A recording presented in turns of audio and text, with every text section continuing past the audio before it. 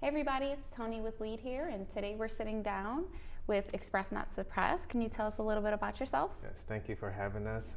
My name is Jerome Cash, and we are from Express Not Suppress, which is an organization that uplifts individuals, diverse individuals, and marginalized families to bridge the gap between spirituality, trauma-informed care, mental health, and spiritual well-being in our communities.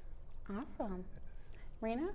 Yes, I'm Rena Cash, co-founder of Express Not Suppress, and I am happy to be here. Thank you so much for having us. So can you tell us a little bit about how your work intersects with special needs education? Absolutely. So currently, as a trauma-informed care mental health therapist, I work with neurodivergent individuals in group settings, one-on-one, in the community as well. Specifically individuals who have autism and ADHD, dyslexia, and other things that are on that spectrum. Currently, I have about 5 young men who are on the spectrum that I work with individually. Back in 2023, I did a group with some of these young men, and that was the first neurodivergent African American young adult group that I did. Which just reduced isolation, increased community involvement, social skills, and just that connectedness that that they lack. Also, coming up, a partner of mine, we are taking a few young men who are on the spectrum to a Browns game. So that's going to be fun. So we're kind of working in that aspect to make sure that they're in a community, make sure that they're together and they have resources amongst each other. Also, a couple of weeks ago, I was able to facilitate my first online session with parents who have autistic children. And these were parents from all over different states, and that went great.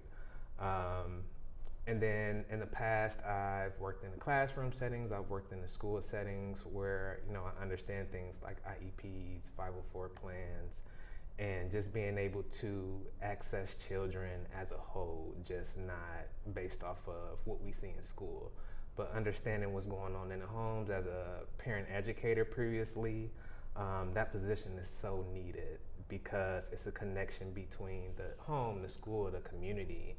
And a lot of times there's a lack in that when it comes to the teachers because they don't have the capacity and there's no extra input of what's going on day to day in the home. So a lot of my background has led me up to this point today to be where I'm at and just to continue to support our neurodivergent individuals and families.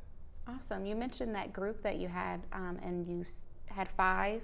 And you're Yes. still carrying on with 3 of them, and Absolutely. that's an amazing percentage to keep going forward. Do you have plans in the future? Do you guys want to have more of those groups? Oh yeah, so expectedly it would be great to have about 12 in a group. Okay.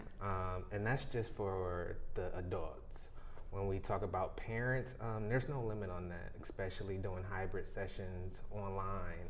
And got a lot of good feedback from doing that group where a lot of parents need that support. They need trauma-informed care when it comes to understanding how they can take care of themselves better to be present for their children.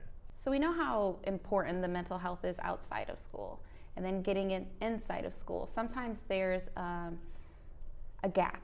Right. So in your opinion, how do you think mental health providers are prepared when it comes to things involving special education, things like the IEP meetings, the 504 plans, stuff like that? It's interesting because there is a lack of research and cross trainings when it comes to 504 plans and mental health. So if I didn't have the background of being in the school residential settings, I believe I wouldn't have as much education and knowledge that I do when it comes to IEPs and 504 plans. So just in trainings and in undergrad and masters, there's no education on that type of resource that is needed when you're working with autistic and neurodivergent individuals. So there needs to be more trainings, and again, mental health therapists are not in the schools. You have school therapists, but also there's a huge burnout there. And I've experienced just having clients who were school therapists and knowing that when students come into their office, they're at capacity already. And there's a lot going on with cutbacks and individuals being let go. So there needs to be a cross intersection where mental health therapists are allowed to be in these settings so that we can provide the help, the trauma-informed care that's not being talked about. Absolutely. I think we would, here at LEAD, we're seeing the same thing when we were talking to any of our mental health provider partners.